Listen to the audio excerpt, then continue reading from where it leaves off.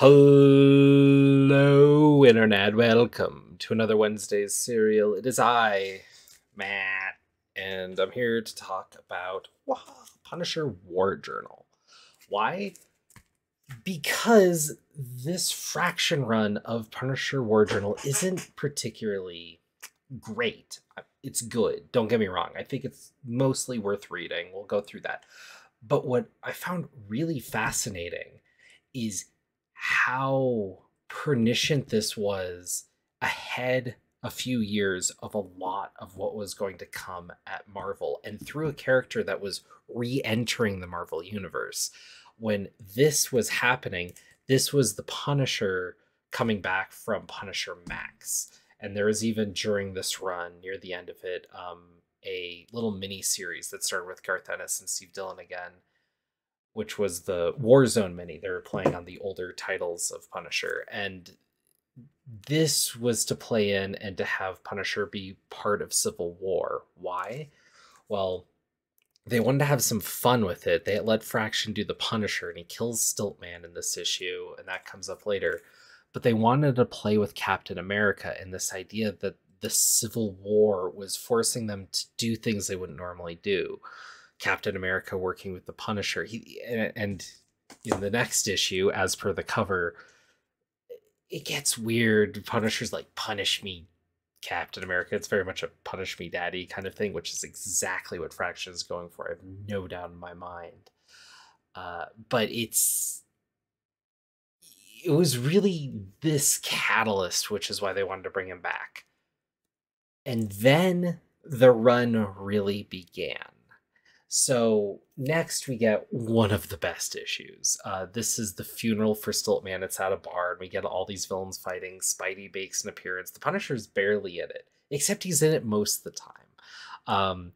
It's a really good sleight of hand issue. It's the sort of thing that you can only tell really in comics. Maybe get away if there's a long running like TV show with the Punisher.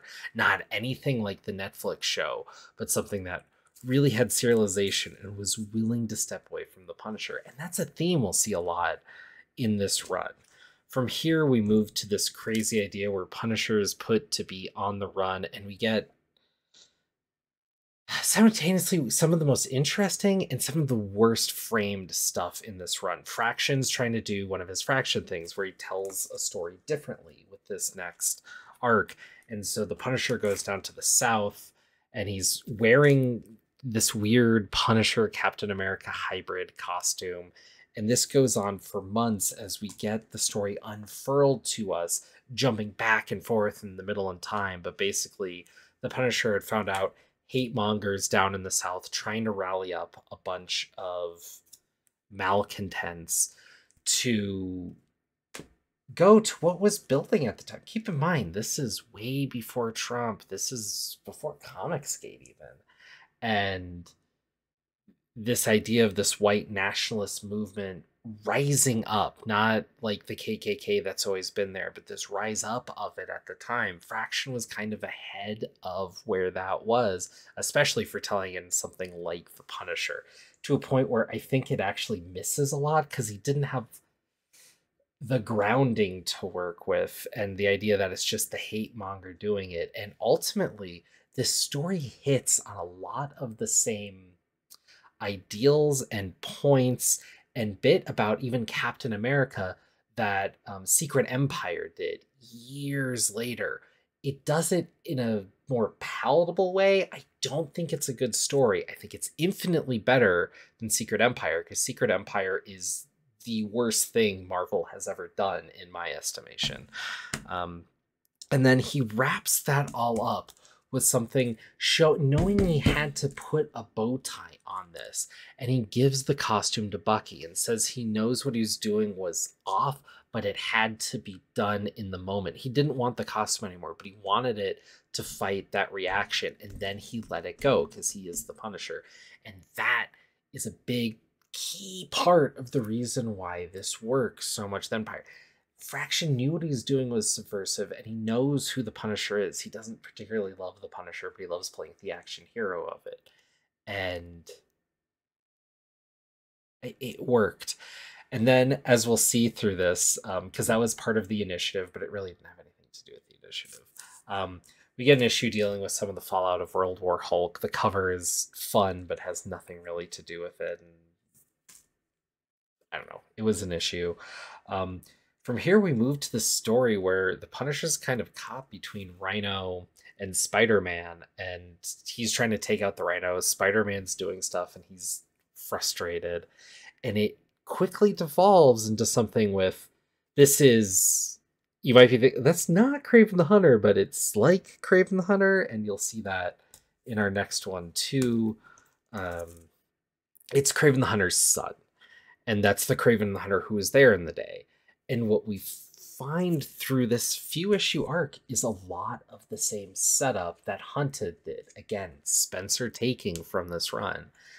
And the Gibbons there, the setups there.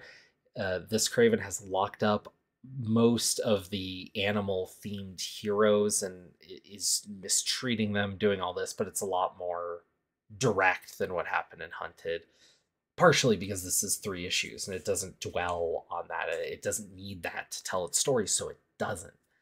Fraction's a much more competent storyteller, so it takes a fraction of the time.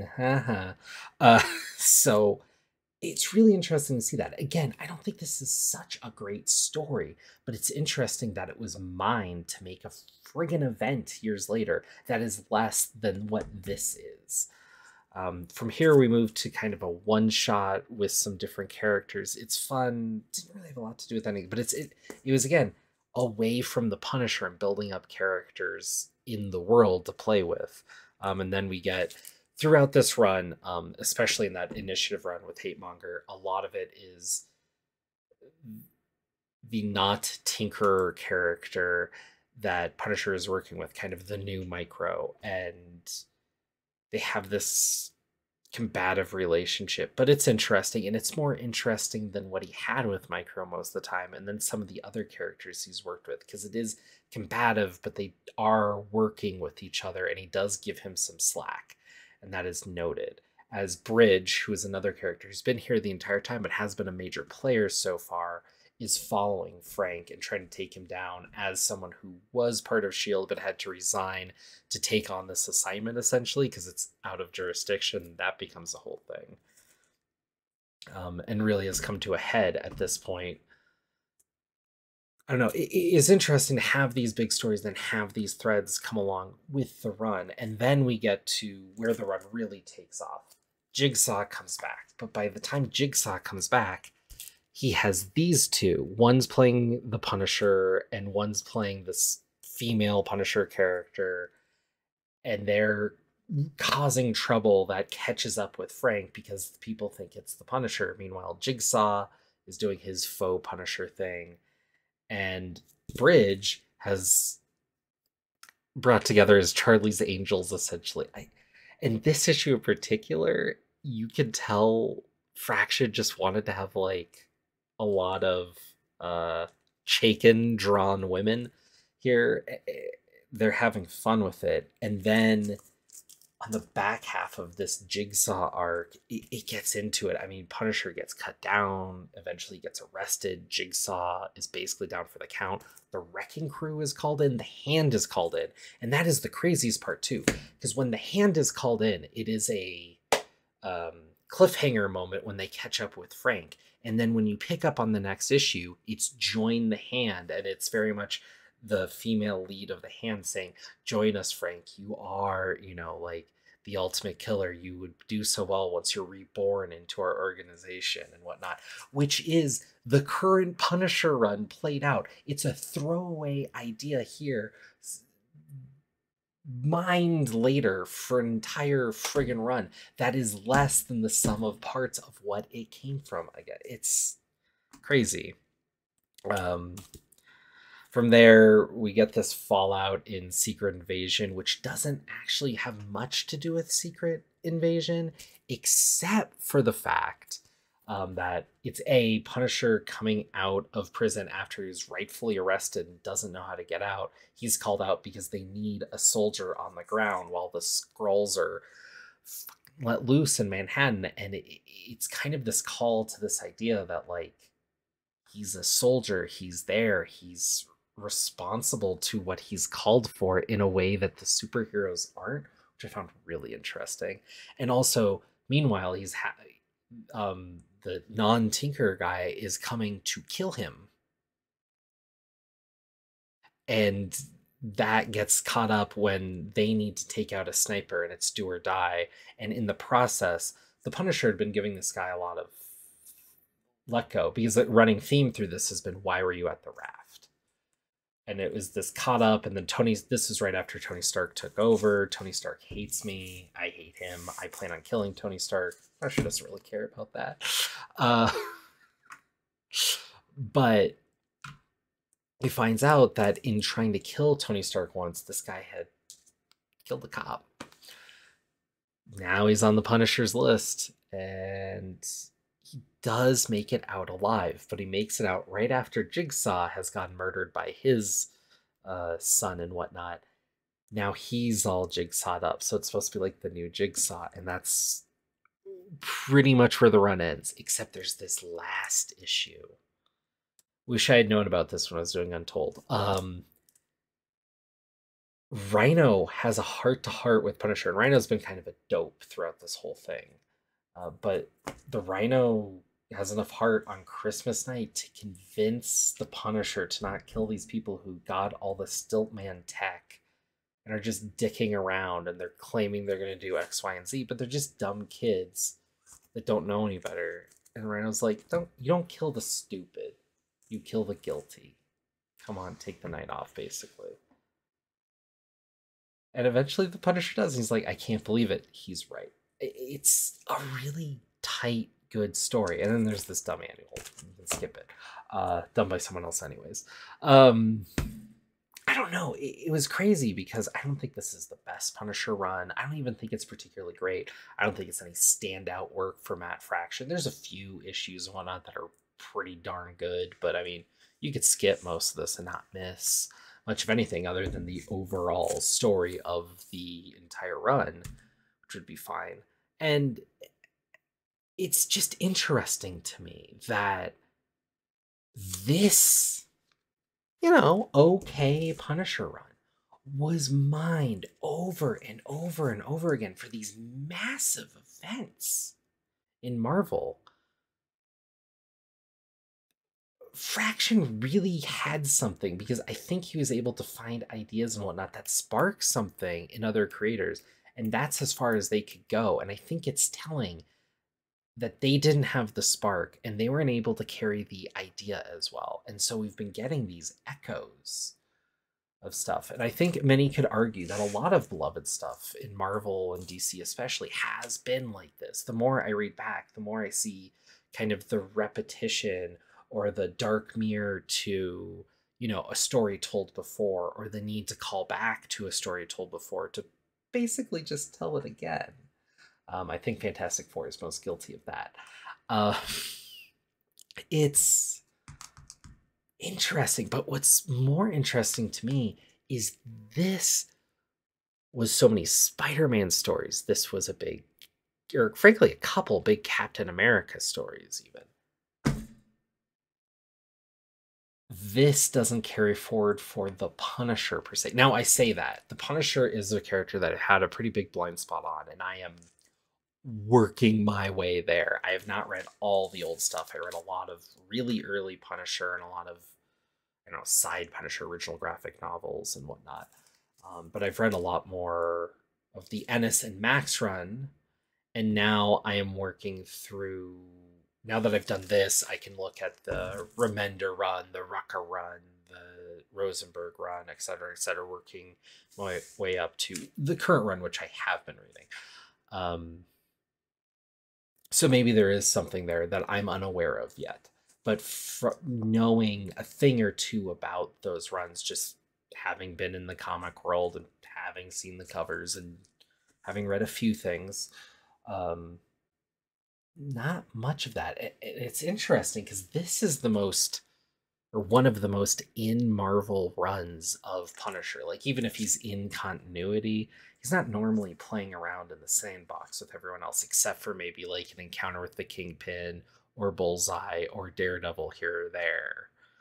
Normally, he's not very in continuity. This was him in Marvel. I mean, he's dealing with the Stiltman and the fallout of Stiltman dying like 3 times. He's running into the Rhino. Spider-Man's there. Captain America's legacy. I mean, every story really had some bigger aspect of Marvel, especially Shield throughout this. And it's funny that they don't want that, because I think that idea is what makes the Punisher interesting in the Punisher, because just having Action Man comics, which they did for decades, led to some interesting stories. I'm not saying do away with that entirely, but having Action Man in Marvel is interesting, makes an interesting counterpoint. They too much want to lean on the is the Punisher a vigilante and is killing wrong sort of thing, which look like overall, yeah, don't, but like Norman Osborn, no, yeah, no, someone should have killed him just by the odds at this point. I Yeah, I mean there does have to be kind of a more martial reality put into Marvel if they want to talk about some more serious things that they often are want to.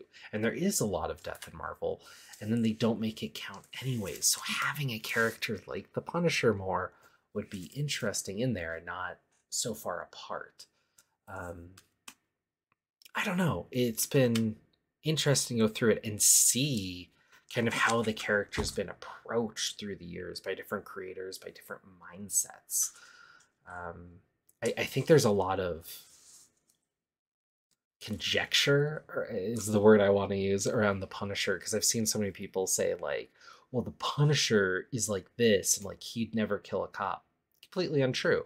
Well, the Punisher's like this, he'd never work with, like the mafia. To completely untrue in certain runs. Then other runs he'd be completely against it. He's not a consistent character. But the more I read back in Marvel, no character is. And it's really funny to see how the perception of these characters are so locked, and they're so far from the breadth of the character. And then people talk about the breadth of the character, like with Batman. Well, he can be a pirate, he can be a ninja, he can be whatever. Like Spider-Man, like that. He can be a dinosaur, he can be this, he can be 80 kids. No, we need bandwidths on these characters, and I think it speaks to the need to reset Marvel and DC more often and more hardline, because it basically happens, but it never lines up with other characters. Just some thoughts of the day.